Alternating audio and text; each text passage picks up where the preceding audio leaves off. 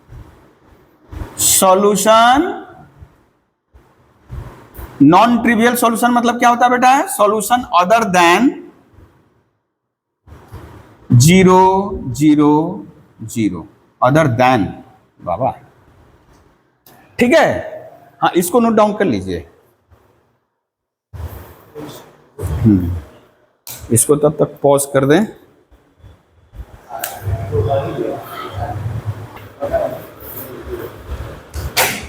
चलिए इसको सॉल्व करते हैं अभी क्रैमर्स रूल से। तो क्या निकालना है बेटा? पहले डी निकालेंगे, और यदि डी नॉन जीरो होगा, डी नॉन जीरो होगा तभी आगे बढ़ेंगे, अदरवाइज क्या लिख देना है कि देयर एग्जिस्ट नो सॉल्यूशन, है ना? ओ नहीं बोल सकते क्योंकि तब तो D1 D2 D3 भी निकालना पड़ेगा। क्रैमर्स रूल सॉल्यूशन बाद में लिखेंगे, पहले डी। डी कैसे पहचानना है बेटा? डी यानी कैसे आएगा? एक्स को डिलीट मार दिए, यानी एक्स को हटा दिए तो x 1 3 3 -1 2 और बेटा 1 1 -2, ठीक है, 1 1 -2। अभी D1 बेटा, D1 क्या आ जाएगा? यानी इस पहले को, ये जो पा गए हैं इसको हटा दिए, 17, हम थोड़ा कलर चेंज कर लें तब समझ में आएगा चेंज हुआ है। 17 3 4 3 -1 2 1 1 -2। अच्छा D2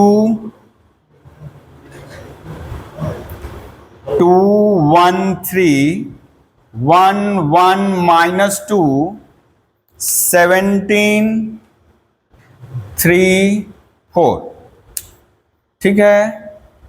अब D3, D3 क्या हो जाएगा?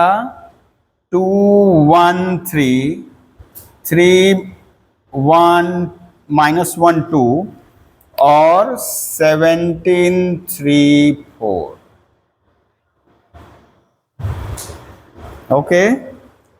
चलिए इवैल्यूएट करते हैं। इवैल्यूएट करने के लिए बेटा फर्स्ट कॉलम को ही हमेशा चूज करेंगे, ऑपरेशन करने मत जाना। ऑपरेशन करने का मतलब कुछ 0 0 करके, क्योंकि 2-3 स्टेप लग जाएगा, और उसमें भी यदि ऑपरेशन करने जाओगे खुदा ना खास्ता कहीं साइन गड़बड़ ओड़बड़ हुआ तो पूरा जाएगा।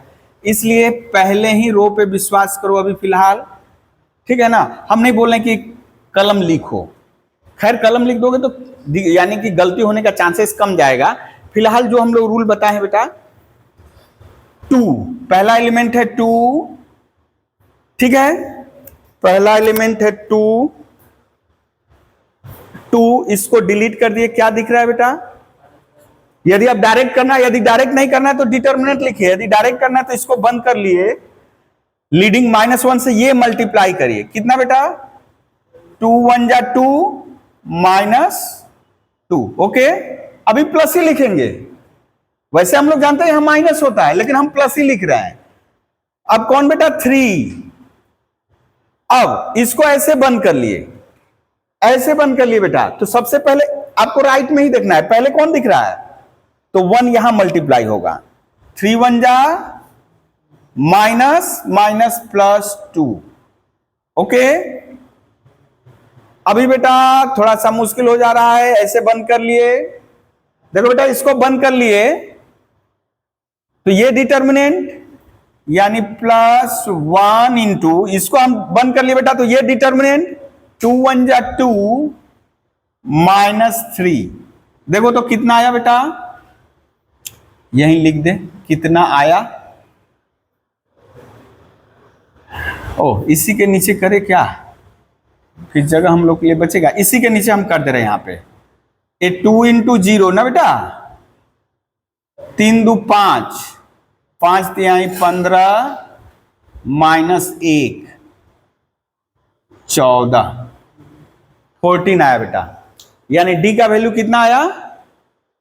डी का वैल्यू आया, देख लो कैलकुलेट करके देख लो बेटा, हाँ, तुम लोग भी कैलकुलेट करते रहो ताकि हमारा भी गलती पता चले। हाँ, अभी इसके लिए कर रहे हैं हम लोग, फर्स्ट रो को ही चूज करना है, कॉलम नहीं, फर्स्ट रो को ही चूज करना है। तो ये 17, यदि इसको बंद कर ले बेटा तो दिस माइनस दिस, यानी 2 1 जा 2 माइनस 2, ओ अभी भी 0, प्लस 3, इसको बंद कर लिए तो ये यहां 4 1 जा 4, प्लस 3 2 जा 6, प्लस 1 3 2 जा 6, प्लस 4, 0 30 और 6 4 10, कितना आ गया बेटा? एक कुछ इरेशनल लग रहा है क्या? 6 4 10 33, 6 4 10, 6 माइनस, ओ माइनस माइनस प्लस, ठीक ही है, तो 40। अभी इसके लिए देख लो, मिल रहा है 14 ना, कुछ गड़बड़ है? मिल रहा है।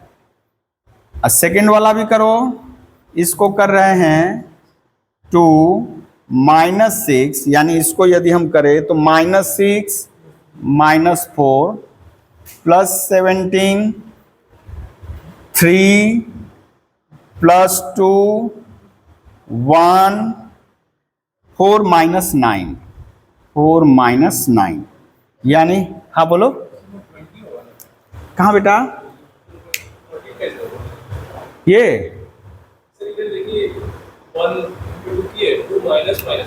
ये वाला यहां बोल रहे हो? हाँ, इधर आकर बोलो, इधर आकर। ये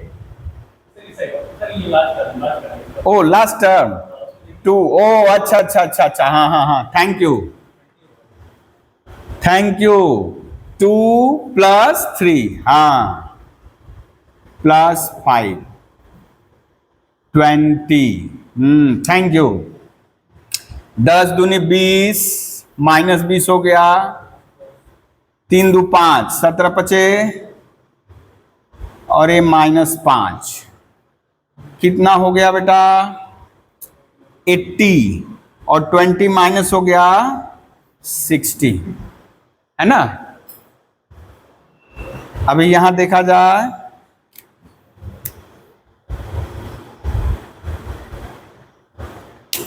टू यहां बन के -4 -6 प्लस 3 3 3 जा 9, 4 1 जा 4, 17 2 1 जा 2 प्लस 3, 2 प्लस 3, ये हो गया -20, ये हो गया 15, ये हो गया 85, 100, यानी 80, सारा का सारा आ गया बेटा, कहीं कोई दिक्कत नहीं, यानी डी जब दिक्कत नहीं है तब सब चल रहा है, यदि यही दिक्कत होता तब मुश्किल था।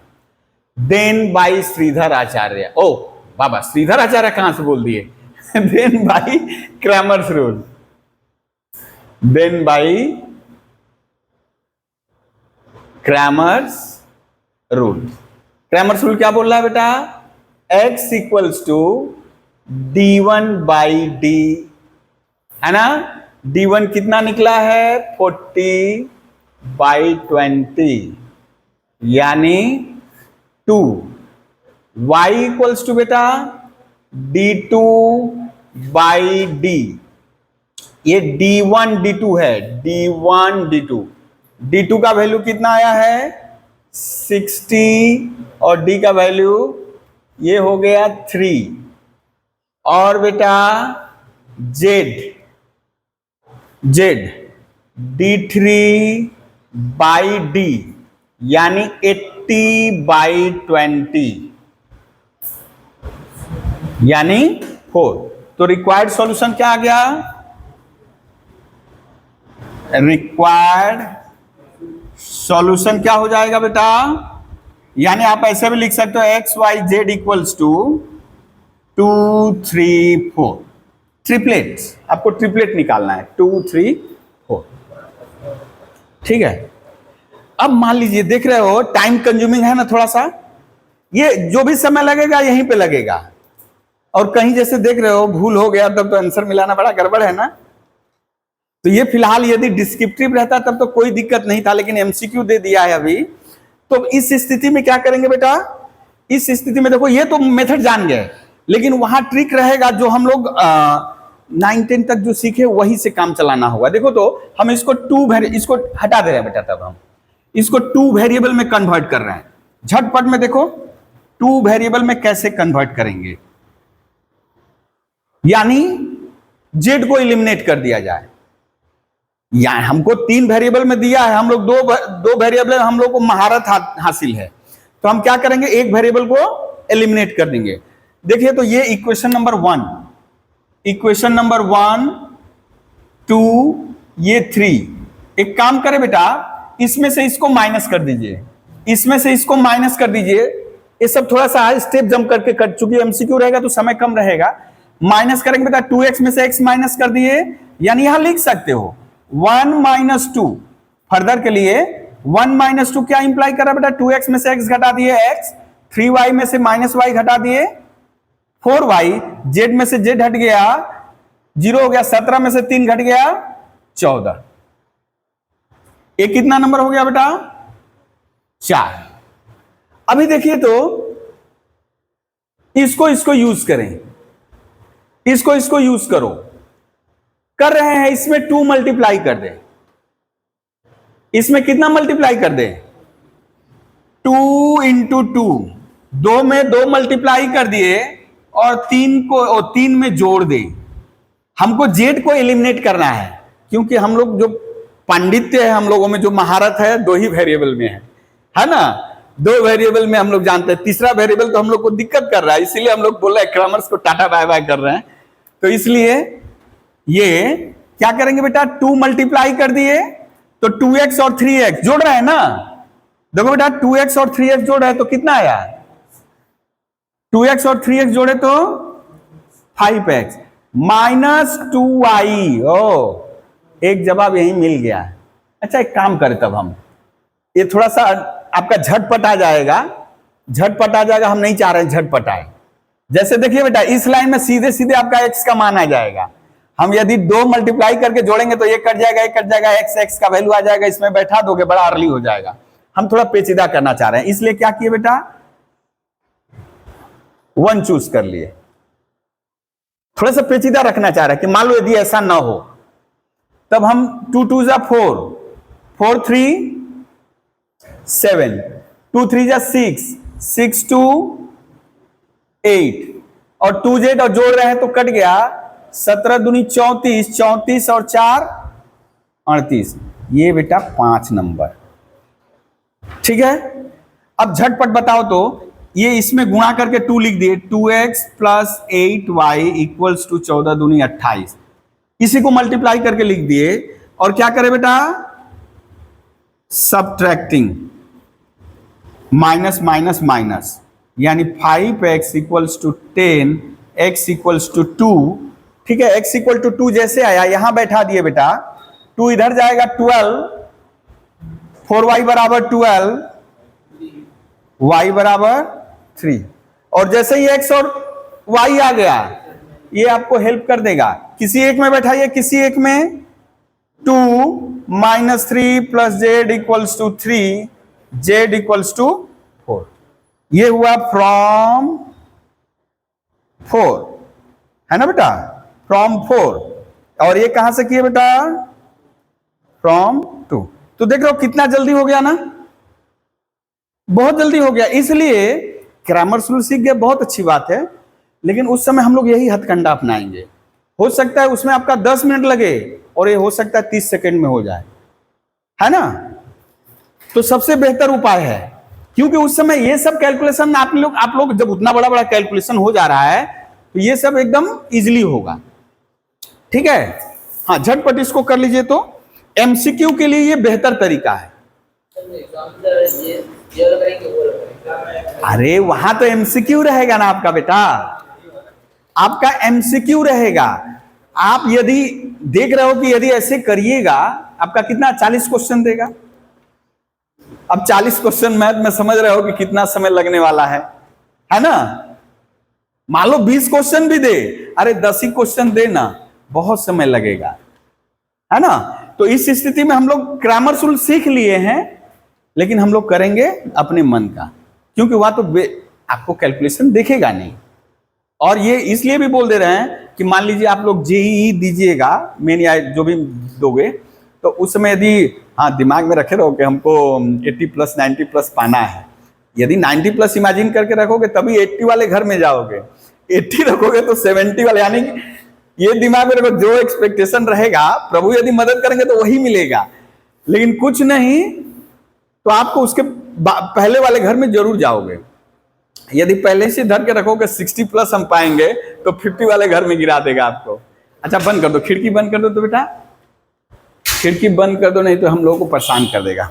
हाँ, तो यहां तक क्लियर है बेटा। क्रैमर रूल का और एक सम्स बताएं ना, रहने दे। क्रैमर रूल समझ में आया है?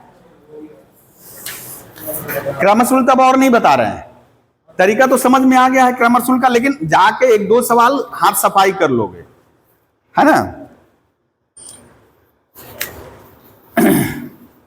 अब इसका यूज क्या है? क्रैमर रूल यानी कि हम लोग क्रैमर रूल नहीं, डिटर्मिनेंट का यूज। क्रैमर रूल का यूज क्या है बेटा? ये लीनियर साइमल्टेनियस इक्वेशन को सॉल्व करने के लिए, ठीक है।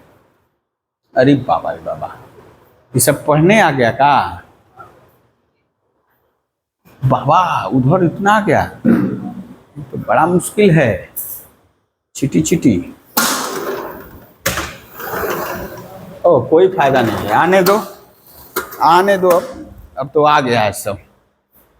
ओ वो सब भी आ जाएगा तो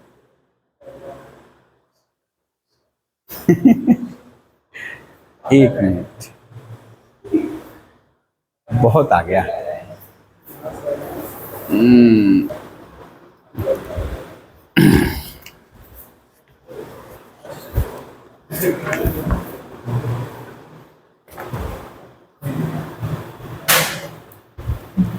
चलिए, क्रैमर्स रूल हो गया।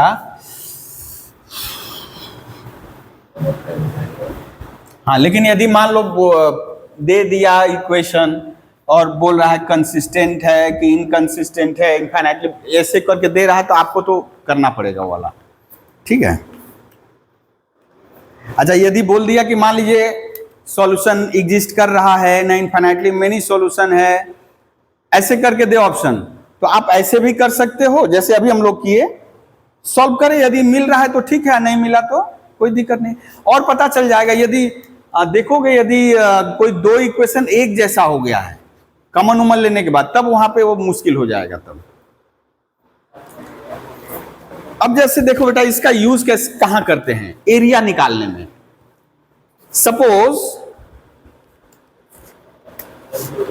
डिटर्मिनेंट का यूज हम लोग और कहां कहां करते हैं, कहां कहां आ रहा है बाबा? ये मान लीजिए फाइंड द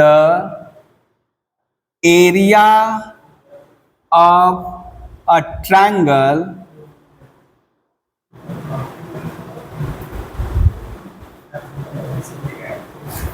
whose vertices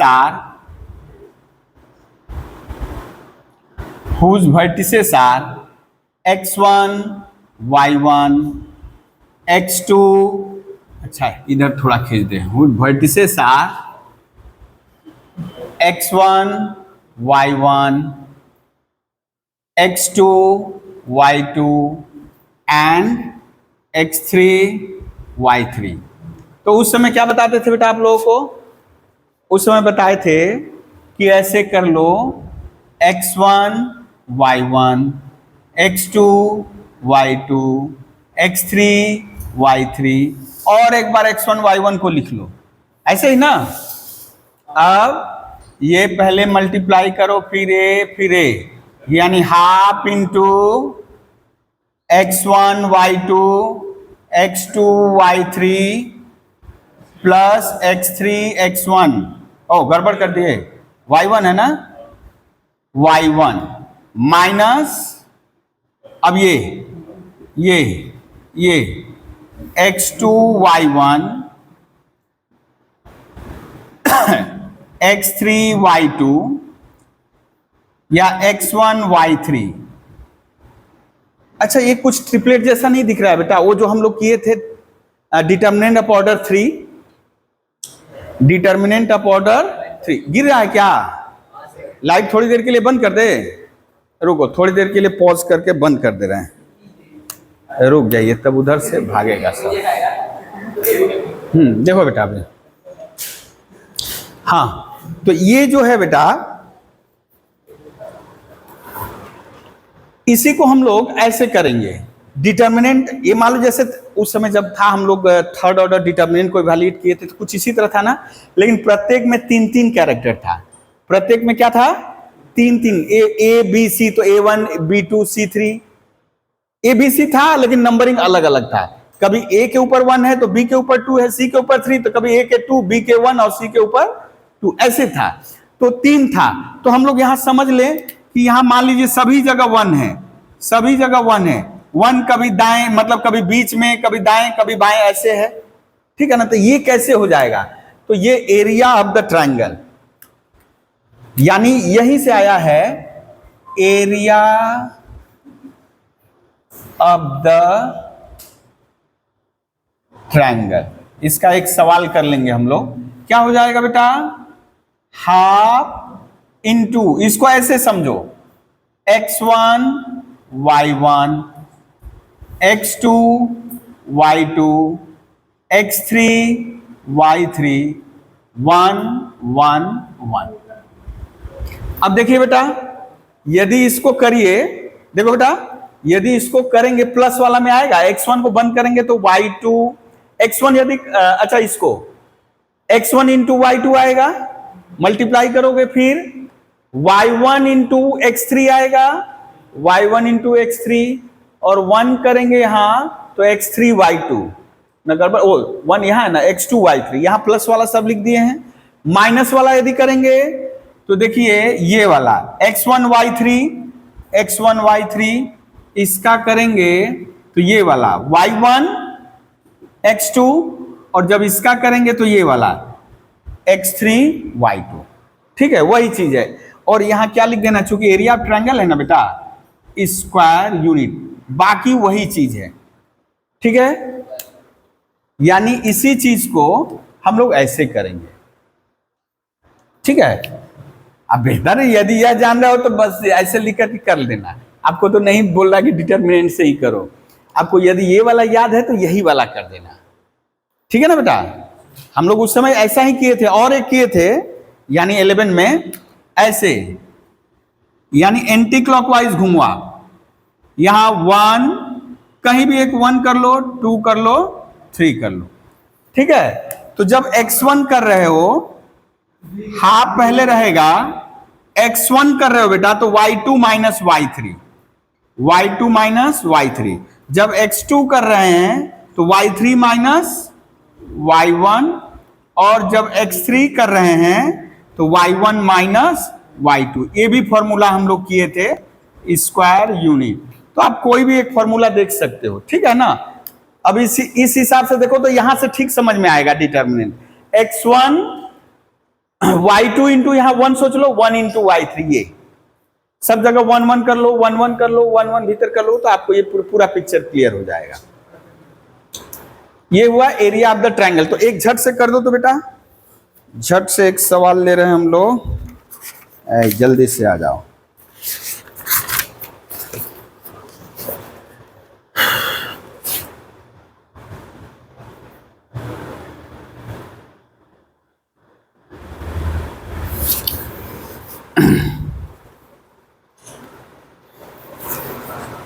एक ट्रायंगल ले लिए हम, क्वेश्चन, एक ट्रायंगल ले लिए जिसका वर्टिसेस है 6 2 -3 4 4 -3।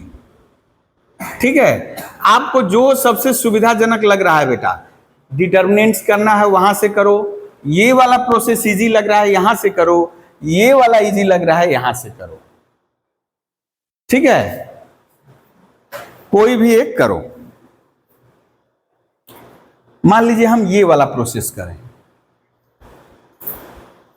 यानी आप डिटर्मिनेंट से भी जान गए हो कैसे करना है। ये 11 वाला दोनों है, तो हम ये वाला ले रहे हैं एरिया निकालने के लिए, क्योंकि अब हम लोग को सस्ता वाला मेथड पे ज्यादा ध्यान देना है। ये हो जाएगा हाफ इंटू, यहां से 6 यूज किए बेटा, तो यहां से y वाला माइनस करना है, 4 + 3, यहां से -3 यूज किए, तो ये -3 - 2, और यहां से 4 यूज किए तो 2 - 4, ठीक है, इतना स्क्वायर यूनिट। डिटर्मिनेंट लिखेंगे 4 × 3 = 7 × 6 = 42 प्लस 3 × 2 = 5 × 3 = 15, और ये कितना हो जाएगा -4 × 2 = 8 स्क्वायर यूनिट, यानी 1/2 49 स्क्वायर यूनिट, ठीक है, 49/2, यानी आप लिख सकते हो 4 स्क्वायर यूनिट।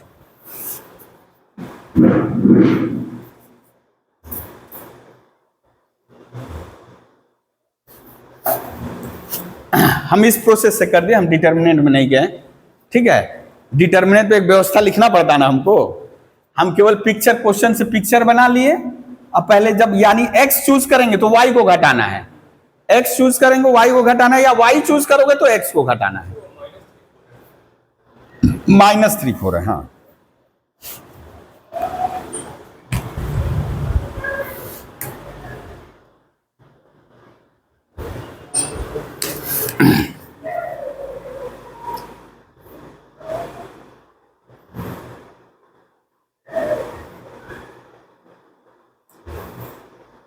अब यदि बोल दिया बेटा कोलिनियर है, यदि बोल दिया कोलिनियर है,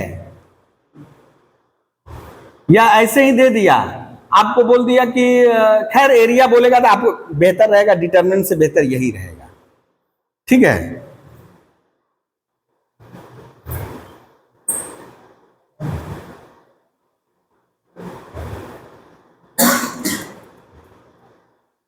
अच्छा, अभी थोड़ा सा हम यहां लिख दे रहे हैं, आप झट झट बोलो बेटा, ये वाला बोलो क्या होगा एरिया। देखो बेटा इसका एरिया क्या होगा,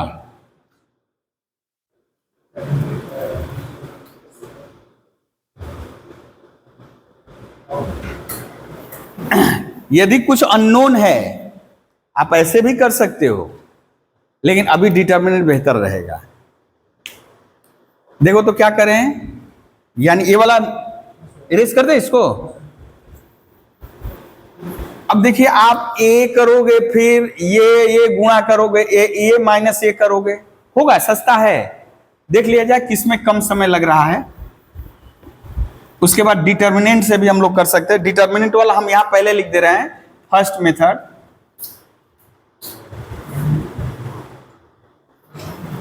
क्या हो जाएगा बेटा, a b + c, एरिया यहां लिख दे, area 1/2 b c + a c a + b 1 1 1।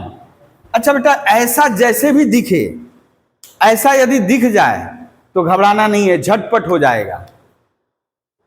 यदि ऐसा हो जाए, आप यहां से भी हम ये देखिए हाफ, अब क्या करो, फर्स्ट कलम और सेकेंड कलम को जोड़ दो, यानी सेकेंड कलम नहीं घटाने से होगा, सेकेंड कलम फर्स्ट कलम जोड़ दो, तो क्या हो जाएगा, a + b + c, a + b + c, a + b + c। घटाने में हम नहीं जा रहे हैं उतना करने के लिए, डिटर्मिनेंट का प्रॉपर्टी यूज करना चाह रहे हैं, यानी यहां c2' = c2 + c1। देखो बेटा ये a + b + c निकाल लिए, जैसे ही a + b + c निकाल लिए बेटा, ये दो कलम क्या हो जाएगा, आइडेंटिकल हो जाएगा, यानी half into a + b + c into 0, यानी 0, ठीक है। यानी दो कलम क्या हो गया, आइडेंटिकल हो गया ना, दो कलम आइडेंटिकल हो गया तो 0। अदरवाइज क्या करेंगे, अदरवाइज एरिया इक्वल्स टू मान लीजिए हाफ, आपको यदि लग रहा है नहीं हम ऐसे ही करेंगे तो ठीक है, C plus A minus B plus B into A plus B minus C into B plus C minus ये, ठीक है, ए कट गया, बी कट गया, सी कट गया, half A C A B C A C, ए देखिए बेटा सब कट गया, जो भी आपको बेहतर लग रहा है, ठीक है, जो भी बेहतर लग रहा है। यदि डिटर्मिनेंट से करना चाहो डिटर्मिनेंट से, क्योंकि अब आपको बार बार बोल रहे हैं कि डिटर्मिनेंट भले ही पढ़ रहे हैं आप, डिटर्मिनेंट से करना है वहां थोड़ा लिखा रहेगा, है ना, आपको तो बस रिजल्ट से मतलब है, ठीक है ना। हाँ, फिर भी यहां प्रॉपर्टी काम में लग गया हमारा। अच्छा हाँ, जैसे ही ये एरिया 0 आ गया बेटा, एरिया 0 आ गया, तो एरिया 0 होने का मतलब बेटा ट्रायंगल फॉर्म हो रहा है, यानी ये तीनों जो पॉइंट है एक लाइन में हो गया, तो यानी condition of collinearity, condition of collinearity लिखो, condition of collinearity of 3 point,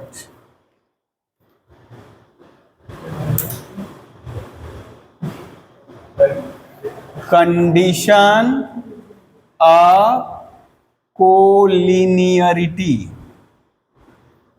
of 3 points is क्या हो जाएगा, ये x1 y1 1, x2 y2 1, x3 y3 1 equals to क्या हो जाएगा बेटा 0, ठीक है, ये डिटर्मिनेंट 0 हो जाएगा। यदि 0 आ गया यानी एरिया 0, एरिया 0 यानी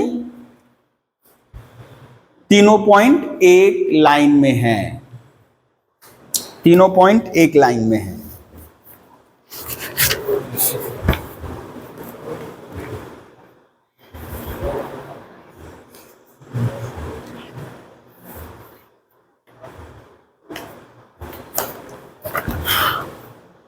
ये नीचे वाला मिटा बेटा, अभी हाँ यहां दे दे, अब यहां कुछ दे दे बेटा कि यहां जैसे एक भी क्वेश्चन वैसा नहीं देख रहे हैं, रहता तो बेहतर रहता,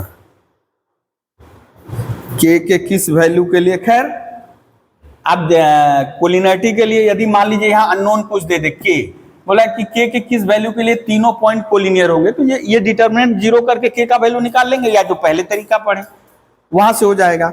अभी हम लोग 3 होमोजीनियस इक्वेशन दिया है, चलिए लिखिए,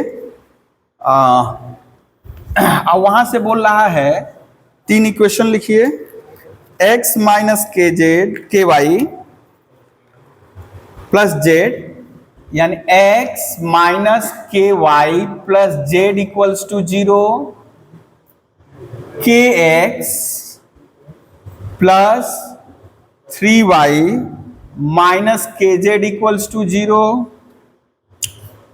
ये सब कैसे इक्वेशन है बेटा, होमोजीनियस या नॉन होमोजीनियस, कांस्टेंट टर्म नहीं है, यानी सभी टर्म की डिग्री यहां लेफ्ट में 1 1 1 है, इसलिए होमोजीनियस है। यदि इसमें यूनिफॉर्मिटी नहीं रहता, यहां मान लो 3 दे देता, जेड की जगह 3, तो ये नॉन होमोजीनियस, यानी ये वाला नॉन होमोजीनियस, ये दोनों रहता, खैर यहां तीनों का तीनों नॉन होमोजीनियस होमोजीनियस है, ठीक है। तो बोल रहा है फाइंड द वैल्यू ऑफ के, लिखो find k for which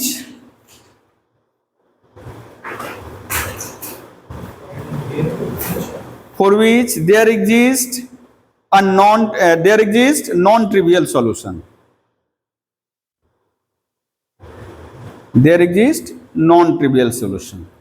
non trivial solution मतलब ये तय हो गया बेटा, क्या देखो तो नॉन ट्रिवियल के लिए क्या पाए थे हम लोग,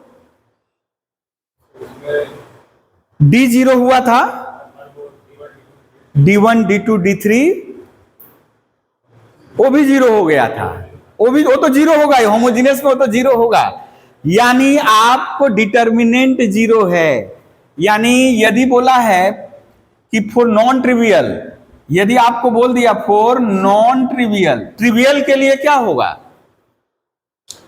बोला नॉन ट्रिवियल, ट्रिवियल रहेगा तो डी नॉट इक्वल टू 0 होगा, लेकिन नॉन ट्रिवियल के लिए क्या होगा, देखिए हम लोग वहां किए थे बेटा, वो जो दो रूल लास्ट में होमोजीनियस वाला किए थे वहां था। ट्रिवियल के लिए बोलो ये क्या डिटर्मिनेंट मिलेगा बेटा, 1 के 3 -1 3 1 1 माइनस के -1। चलिए बेटा इसको सॉल्व करिए, वो डिटर्मिनेंट क्या हो जाएगा, डी, हम लोग पाए थे ना, डी 0 होगा और D1 D2 D3 तो सब 0 है, सब 0 है, तो यहां इनफाइनाइटली मेनी सॉल्यूशन होगा और सब नॉन ट्रिवियल होगा। तो नॉन ट्रिवियल के लिए ये D equals to 0, non trivial के लिए D इक्वल्स टू 0। चलिए इसके लिए करते बेटा, रो चूज कर लिए, इस रो को आप 0 0 का भी कर सकते हो, मैक्सिमम 0 प्रॉपर्टी यूज करके 0 0 भी कर सकते हो। जैसे मान लो हम एक काम करें, घटाएंगे, जाने दो अभी कर दे रहे हैं इससे ही, यहां ओ हाँ थैंक यू, 1 के लिए हो जाएगा -3 प्लस के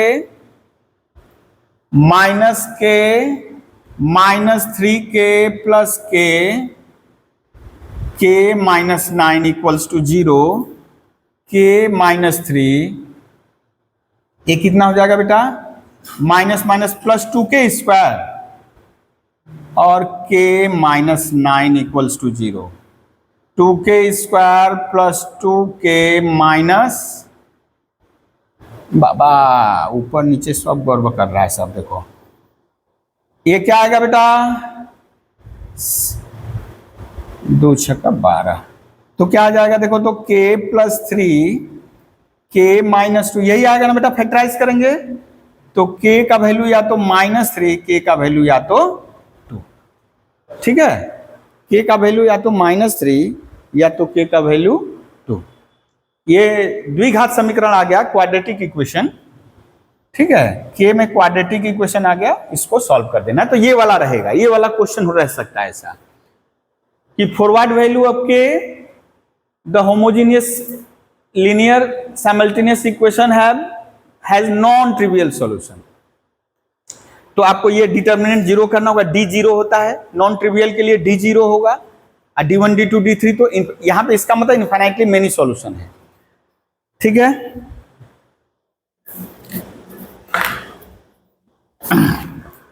तो ये हो गया, k वाला भी हो गया, यहां मोटा मोटी हो गया है। अब थोड़ा सा आ जा रहे हैं हम लोग,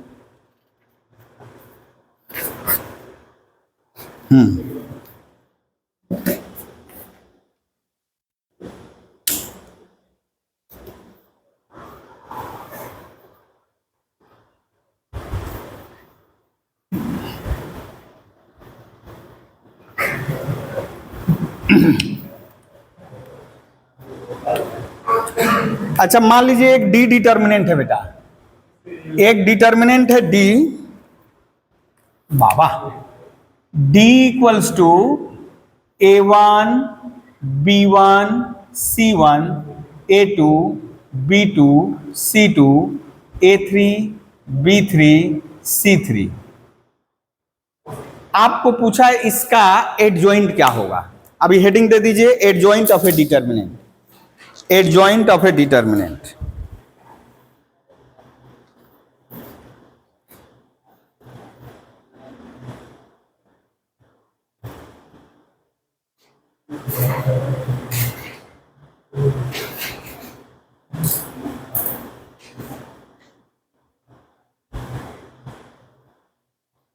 कर दिए, एडजॉइंट ऑफ ए डिटर्मिनेंट। तो मान लीजिए डी है, तो एडजॉइंट ऑफ डी,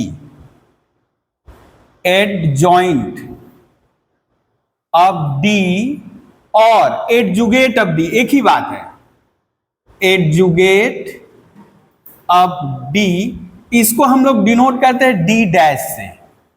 कैसे डिनोट करेंगे बेटा, डी डैश, और ये क्या होगा, एडजुगेट क्या होगा, एडजुगेट होगा बेटा ये जो डिटर्मिनेंट था प्रत्येक एलिमेंट का कोफैक्टर, प्रत्येक एलिमेंट का cofactor,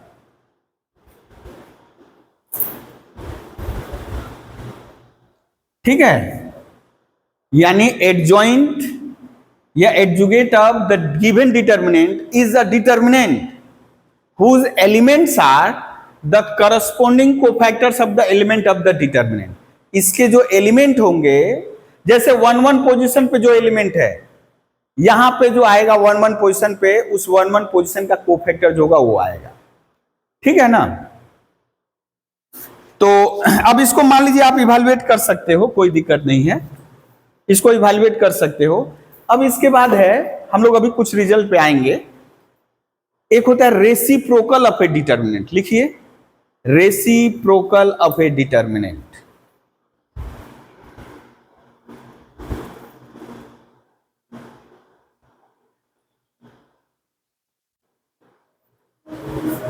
reciprocal, reciprocal of a determinant, तो इसको डिनोट करेंगे बेटा डी डबल डैश से, रेसी डी डबल डैश, यानी रेसिप्रोकल ऑफ द डिटर्मिनेंट। ये कैसे मिलेगा? ये जो एडजॉइंट है, ये जो एडजॉइंट या एडजुगेट है, इसके प्रत्येक एलिमेंट को, इसके प्रत्येक एलिमेंट को डी से भाग दे देना पड़ेगा, यानी A1 by D, B1 by D, C1 by D, A2 by D, B2 by D, C2 by D, A3 by D, B3 by D, C3 by D. यदि सीधा सीधा बोले बेटा तो देखिए सब जगह से, इस रो से भी एक 1 बाई डी कॉमन आया, यहां से भी 1 बाई डी 1 बाई डी, तो क्या हो जाएगा डी क्यूब, और जो बचा रह जाएगा बेटा क्या, A1 B1 C1, A2 B2 C2, A3 B3 C3, ठीक है ना। एक्चुअली ये क्या हो गया बेटा, डी डैश, एडजुगेट का, यानी ये जो क्या है, एडजुगेट ऑफ डी है, एडजुगेट ऑफ डी।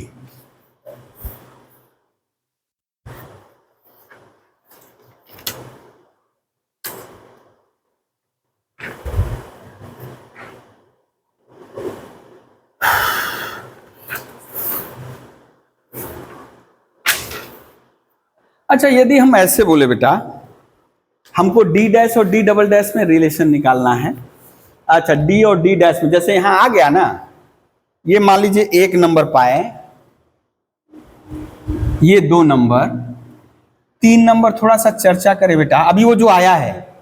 अच्छा, रेसिप्रोकल मतलब हम लोग क्या जानते हैं बेटा, रेसिप्रोकल मतलब इनवर्स, इनवर्स, तो यानी कि हम किसका रेसिप्रोकल बोलो तो, रेसिप्रोकल ऑफ डी क्या होता है बेटा, 1 बाई डी होगा ना, 1 बाई डी होगा ना बेटा। रेसिप्रोकल ऑफ डी हम लोग जो जानते हैं बच्चा क्लास से, किसी भी डिटर्मिनेंट इज सब न्यूमेरिकल वैल्यू।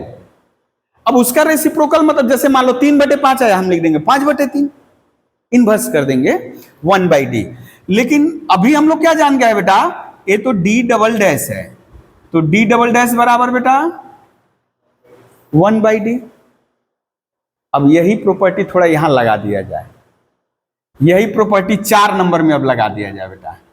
इसी को यहां क्या मिला है हमें, डी डबल डैश बराबर यही ना, इसमें यूज करो तो बेटा, इसको यूज करो तो 1 by D, 1 by D cube, ये बहुत इंपॉर्टेंट है, ये वाला बहुत जगह लगेगा काम में, डी क्यूब। तो यहां से क्या मिलेगा बेटा, D dash equal to D square, है ना, D dash equal to D square, यानी adjugate adjugate of a determinant. Determinant equals to square of the determinant. ये प्रॉपर्टी हम लोग को बहुधा यूज करना पड़ेगा.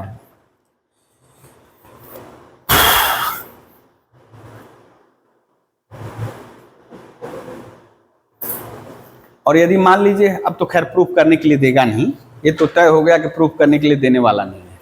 ठीक है, यदि आपसे बोले कि ना करके दिखाइए, तो ठीक है ना, करके दिखाइए, तो आप यहां कर सकते हैं बेटा. बाबा रे बाबा,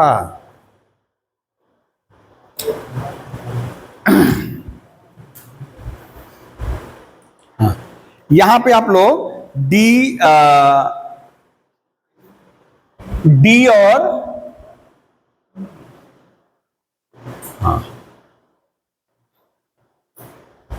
अच्छा, तीनों में रिलेशन हो गया. डी डबल डैश यहां पे हो गया, रेसिप्रोकल हम लोग किए तो डी और इसमें हो गया ना. अब आता है, कुछ सवाल ले ले तब पता चलेगा. हाँ, यदि दे दे बेटा यहां पे, ओ यहां तो प्रॉपर्टी मालूम ही है बेटा. यदि आपसे बोल दे डी डी डैश ना, डी डी डैश कितना होगा, यदि डी डी डैश तो हो जाएगा डी स्क्वायर ना, यहाँ डी स्क्वायर हो जाएगा डी डी डैश. यहाँ जैसे एक दिया हुआ है,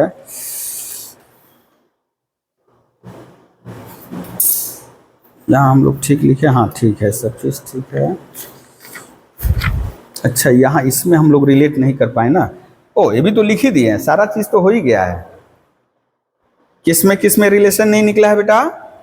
डी डबल डैश डी में हो गया, डी डैश डी में हो गया, डी. ओ, निकला तो है सारा चीज़, फिर कहाँ हम लोग क्या खोज रहे हैं?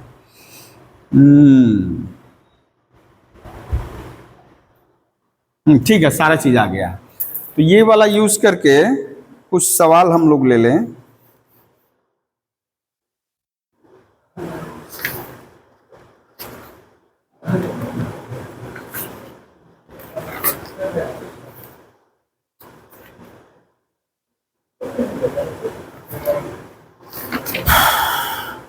अच्छा, इसको कर ही लीजिए तो बेटा. अच्छा, ये यदि हम बोले बेटा आप निकालिए डी डी डैश, ओ इसको मिटा दिए, डी और डी डैश निकालिए तो कितना हो रहा है?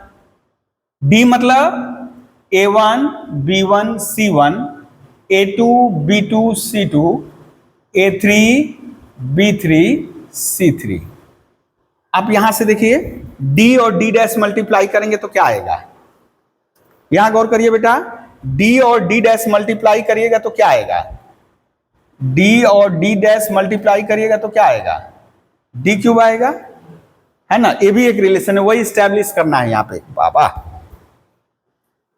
तो इनटू बेटा यहां हो जाएगा A1 B1 C1, A2 B2 C2, A3 B3 C3.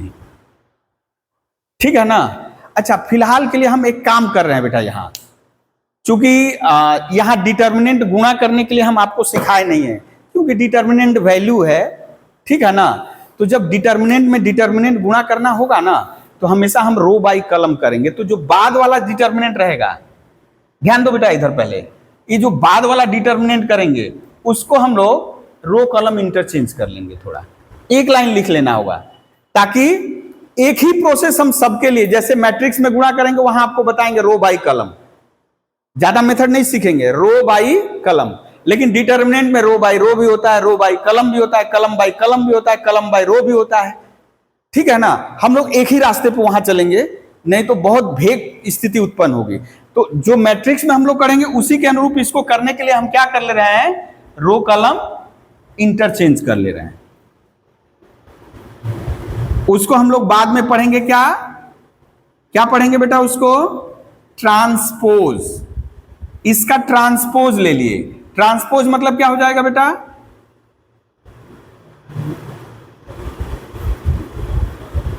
रो कलम क्या हो गया? रो कॉलम इंटरचेंज, डिटर्मिनेंट का प्रॉपर्टी था कि रो कॉलम इंटरचेंज कर देंगे तो डिटर्मिनेंट का वैल्यू रिमेन्स अनअल्टर्ड। चलिए इसको गुणा करते हैं।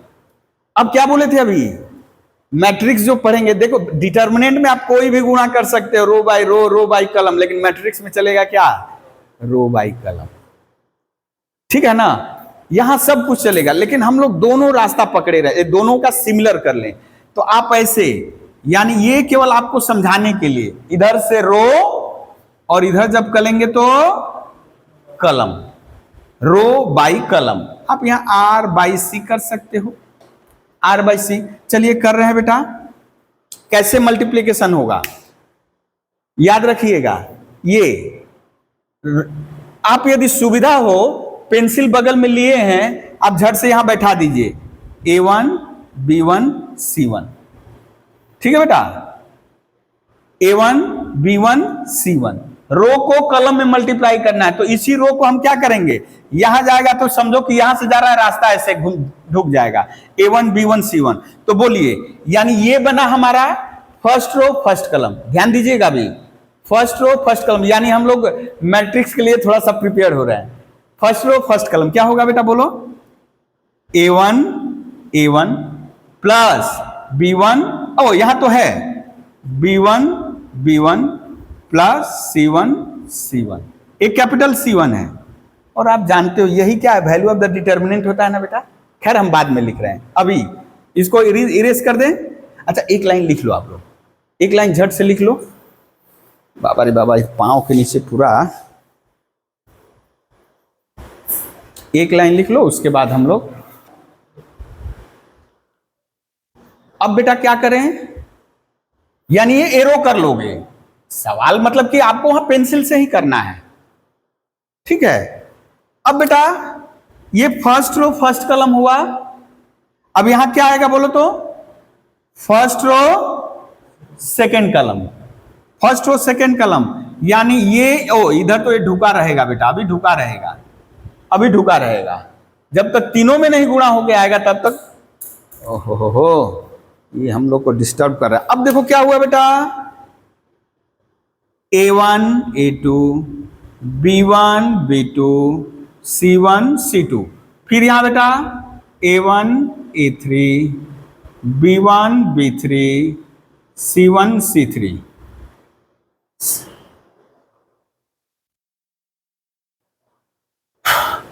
आया समझ में वाला। अभी बेटा कौन सा रो जाएगा, अब हमको सेकेंड रो लिखना है, सेकेंड रो लिखना है तो सेकेंड रो जाएगा, सेकेंड रो गया उतरा, तो यहां क्या हो जाएगा, A2 B2 C2। ओके, कैसे हुआ बेटा, देखो A2 A1 B2 B1 C2 C1 A2 A2 B2 B2 C2 C2 A2 A3 B2 B3 C2 C3। अब बेटा ये हो गया, अब किसकी बारी है, थर्ड कॉलम की। अरे बाबा रे बाबा, ये सब तो पढ़ाने नहीं देगा। A3 B3 C3 है ना, तो क्या हो जाएगा बेटा बोलो, A3 A1 B3 B1 C3 C1 A3 A2 B3 B2 C3 C2 A3 A3 B3 B3 C3 C3। अच्छा बेटा, हम लोग प्रॉपर्टी में देखो बहुत सारा लिखा दिए, तो कहीं लिखा नहीं था लेकिन लिखा दिए थे कि यदि किसी एक रो में डिटर्मिनेंट को इवैल्यूएट करने का मतलब क्या होता है, कोई एक रो चूज करो और उनके एलिमेंटों के साथ करस्पॉन्डिंग कोफैक्टर मल्टीप्लाई करके सम निकाल दो, वही क्या होगा, डिटर्मिनेंट का वैल्यू होगा। तो ये तो डिटर्मिनेंट वैल्यू का डिटर्मिनेंट का ये वैल्यू है, ये भी है। देखिए सेकेंड रो चूज किए हैं, सेकेंड रो का ही करस्पॉन्डिंग कोफैक्टर लिए हैं, ये भी क्या है बेटा। फिर एक पढ़े थे, कोई एक रो चूज करो लेकिन दूसरे रो का कोफैक्टर मल्टीप्लाई करो। फर्स्ट रो के एलिमेंट लिए हैं और थर्ड रो का कोफैक्टर मल्टीप्लाई किए हैं, तो ये क्या हो जाएगा, ये 0 zero, zero, zero, zero, zero. देखिए डिटर्मिनेंट क्या हो गया बेटा, ऑलरेडी डिटर्मिनेंट हो गया D zero zero, zero D zero, zero zero D. इसको जब इवैल्यूएट करिएगा, डिलीट मार दीजिए, तो D into D, D square यानी डी क्यूब हो गया ना बेटा, डी क्यूब हो गया। यही तो अभी हम लोग कुछ देर पहले लिखे थे, है ना, डी डी डैश बराबर डी क्यूब। ठीक है, यही तो, यही मान लीजिए शॉर्ट क्वेश्चन में दे डी डी डैश बराबर डी क्यूब। अब यहां पे तुम लोग बेहतर रहेगा, जैसे आज जो जो हम लोग पढ़े हैं, मोटा मोटी सवाल तो हम लोग देख लिए, जाकर टेक्स्ट बुक से एरिया निकालना है, एक दो सवाल टेस्ट कर लो अपने को, कोलिनियरिटी चेक करना है, एक सवाल चेक कर लो, यानी आपको डिटर्मिनेंट जीरो दिखाना है, और क्रैमर्स रूल में क्या करना है, सॉल्व करना सीख लो। लेकिन ये क्रैमर्स रूल आप जानते हो, लेकिन वहां तो अपनी मनमानी करनी है। कैसे ट्रिक बताएं, किसी एक वेरिएबल को क्या करना है, गायब, जैसे जेड गायब होगा जरूरी नहीं है, अब वाई भी गायब हो सकता है, एक्स भी, जिसको सुविधा हो गायब करना। ठीक है ना, ठीक है, आज हम लोग इतना ही ले रहे हैं, आज के लिए बस इतना ही।